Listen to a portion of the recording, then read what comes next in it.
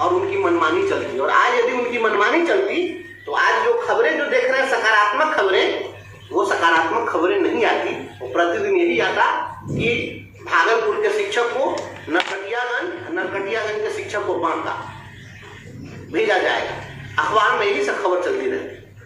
शिक्षकों में हड़कंप, कितने शिक्षक घायल हो गए, कितने एक्सीडेंट हो गए, कितने टेंशन में मर गए, यही सब खबरें आती। लेकिन ये पुरजोर विरोध का ही नतीजा है कि 1 साल भी वो नहीं रहे और इस विभाग से उनको हटना पड़ा। राज्य सरकार, ठीक है, शुरू में राज्य सरकार पक्ष में रही, लेकिन धीरे धीरे सरकार को समझ में बात आई, उनको हटाया।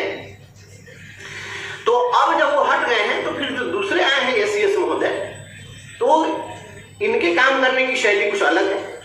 सख्ती में कोई कमी नहीं है, ऐसा नहीं कि ये हैं तो बहुत नरम है, सख्ती उनसे ज्यादा ये करने वाले हैं।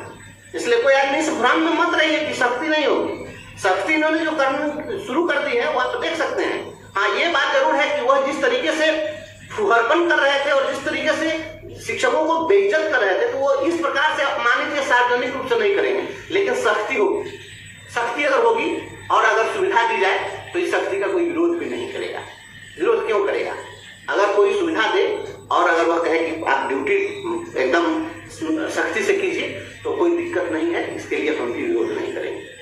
लेकिन हमारी जो मांग है कि आप किसी भी शिक्षक को, जब पूर्व से जितने शिक्षक रहे हैं उनके लिए स्वैच्छिक स्थानांतरण की व्यवस्था रही है, तो अब स्वैच्छिक स्थानांतरण की व्यवस्था क्यों नहीं होगी? और जो लोकसभा का चुनाव था, चुनाव के समय में हम लोग जो कुछ बात रख रहे थे, तो हमारे बहुत सारे साथी लोग उसको पार्टी के नजरिए से देख रहे थे, कुछ लोग दल की भावना से, कुछ धर्म संप्रदाय की भावना से देख रहे थे। तो आप धर्म सापेक्ष देखिए, आप पार्टी सापेक्ष देखिए, आप दल सापेक्ष देखिए, आप अपनी जाति सापेक्ष देखिए। मैं व्यक्तिगत रूप से शिक्षक सापेक्ष देखता हूँ और शिक्षक सापेक्षता में हमें जो उचित लगा मैंने वह किया। मैं किसी पार्टी और किसी से मैं इस भावना से ग्रसित मैं हूँ नहीं और किसी के सापेक्ष नहीं रहता, मैं शिक्षक सापेक्ष होता हूँ। और शिक्षक सापेक्ष हमने जो बातें रखी, तो जो चुनावी जो नतीजे आए हैं उन नतीजों के बाद सरकारें भी, राजनीतिक पार्टियां भी अपना नफा नुकसान देख रही है। और जो जीत का अंतर था, ठीक है, जो राज्य सरकार में जो पार्टी है, सत्तारूढ़ जो दल है, सत्तारूढ़ दल अच्छे ज्यादा से ज्यादा सीट ये लोग जीत सके हैं, लेकिन इनके जीत का जो अंतर था पिछले जीत के अंतर से काफी कम है। और यह जो चुनाव था, चूंकि राष्ट्रीय मुद्दों पर चुनाव था, इसलिए वह राष्ट्रीय मुद्दों ने इस चुनाव को प्रभावित किया। लेकिन अब कहीं ना कहीं राज्य सरकार को ये चीज समझ में आ रही है बात कि अब विधानसभा चुनाव में यहाँ स्थानीय मुद्दे होंगे, राज्य स्तरीय मुद्दे होंगे। तो जब राज्य स्तरीय मुद्दे होंगे तो ऐसी स्थिति में शिक्षकों का प्रभाव पड़ेगा और शिक्षकों की जो ताकत है उसको कोई इग्नोर नहीं कर सकता है। तो चुनावी मोड में है सरकार और इस चुनावी मोड में जो होने की संभावना है मैं आपको स्पष्ट कर देता हूँ कि अब जो कमेटी बनी है, यह कमेटी हम लोगों की मांग के बाद यह कमेटी बनाई गई है और इसमें हमने विधान परिषद में क्वेश्चन हम लोगों ने डाला है। वो क्वेश्चन भी मैं फेसबुक पर आपको सार्वजनिक कर दूंगा। ये क्वेश्चन हमने आग्रह किया है और कई विधान पार्षदों ने इस मुद्दे को उठाया है, प्रश्न लोगों ने डाल दिया है कि भाई सक्षमता उत्तीर्ण शिक्षकों के स्वैच्छिक पदस्थापन के लिए क्या कार्रवाई की जा रही है।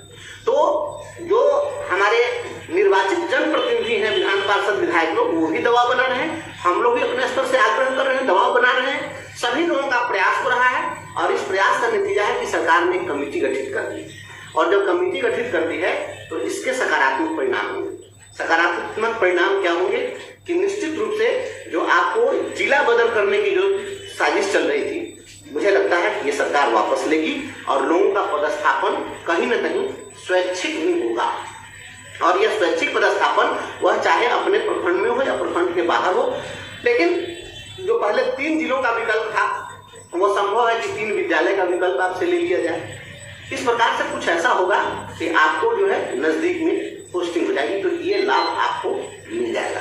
अब यह मत कहिएगा, अब इसको लेकर के बहुत सारे लोग जो है लगे वाहवाही पीटने के लिए कि ऐसा हो जाता है तो हम लोग सक्षमता परीक्षा दे दिए तो सरकार बहुत मेहरबान हो गई, और जो परीक्षा नहीं दिए थे वो बेवकूफ बन गए। मेरे भाई, देश की आजादी में गुलछर्रा उड़ाने वाले लोग वो होशियार हो गए, अब फांसी पर चढ़ने वाले भगत सिंह जैसे लोग बेवकूफ हो गए। ऐसी भावना नहीं रखनी चाहिए। जो लड़े हैं उन्हीं के कारण आपको सफलता मिली है। आप विचार करिए कि यदि हम हंगामा नहीं करते, अगर हम लोग लड़ाई नहीं लड़ते, तो क्या ये मिस्टर मोगेम्बो विभाग से जाते? और यदि वो नहीं जाते तो क्या ये तमाम चीजें होती? क्या हम लोग विरोध नहीं करते, सारे लोग फॉर्म भर ही देते, तो अभी तक तो सभी लोगों की पोस्टिंग हो गई होती। तो जो लड़े हैं, आप उनके साहस और हिम्मत को पहले सलाम करिए कि उन्होंने लड़ाई लड़ी है, और लड़ाई लड़ी है तो इसका लाभ सभी को मिलेगा। दूसरी बात है प्रमोशनल एवेन्यू।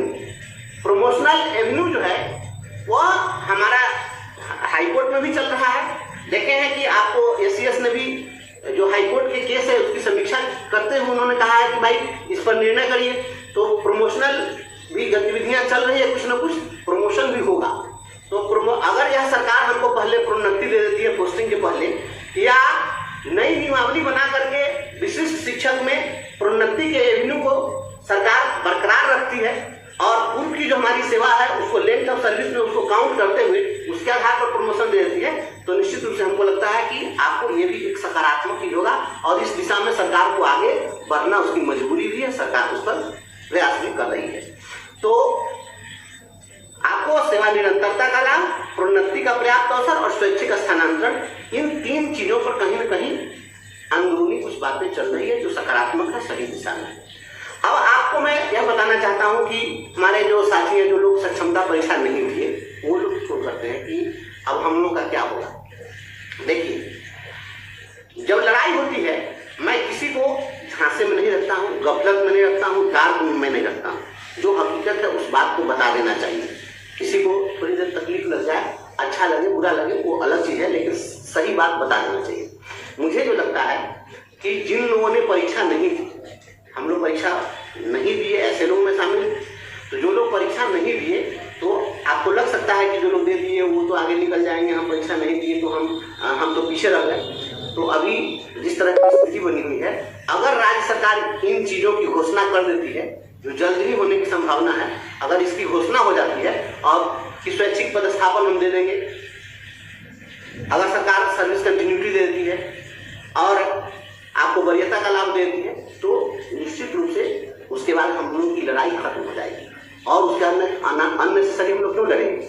और तब जो है राज्य सरकार से निश्चित रूप से हम लोग भी मांग करेंगे कि यदि हमारी जो शर्तें थी उसको सरकार मान ली है, तो जो दूसरी सक्षमता परीक्षा होने वाली है उसके लिए फॉर्म भरने का फिर एक डेट बढ़ा दीजिए, और उसमें जो लोग परीक्षा देना चाहते हैं दे दीजिए। हालांकि अभी भी ये स्थितियां बनी हुई हैं कि जो चाहे कि विशिष्ट शिक्षक बनना चाहते हैं परीक्षा देंगे, जो नहीं देना चाहते हैं वह नियोजित नहीं बने रहेंगे, या आपका ऑप्शन खुला हुआ रहेगा।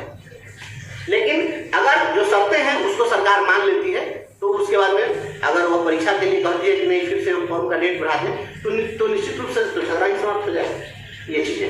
और एक और मैं बात बताता हूँ, हम लोग की जो लड़ाई चल रही है, ग्रेचुटी की लड़ाई चल रही है हाईकोर्ट में, ये हर डेट पर हम ये महाधिवक्ता महोदय जाते हैं और तरह तरह का बहाना बनाते हैं, भागना चाहते हैं, बहस नहीं करना चाहते हैं। क्यों? उनके पास तर्क नहीं है।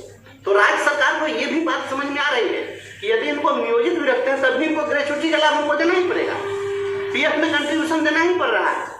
और वेतन की जहाँ तक बात है, तो ये जो कह रहे हैं जो लोग यूट्यूब चैनल वाले, मीडिया वाले कि इनको 15,000 वेतन बढ़ जाएगा, 20,000 वेतन बढ़ जाएगा, तो ये फालतू बात है। कोई वेतन उतन बढ़ने होने वाला नहीं। आपको पहले से जो वेतन मिल रहा है और आपका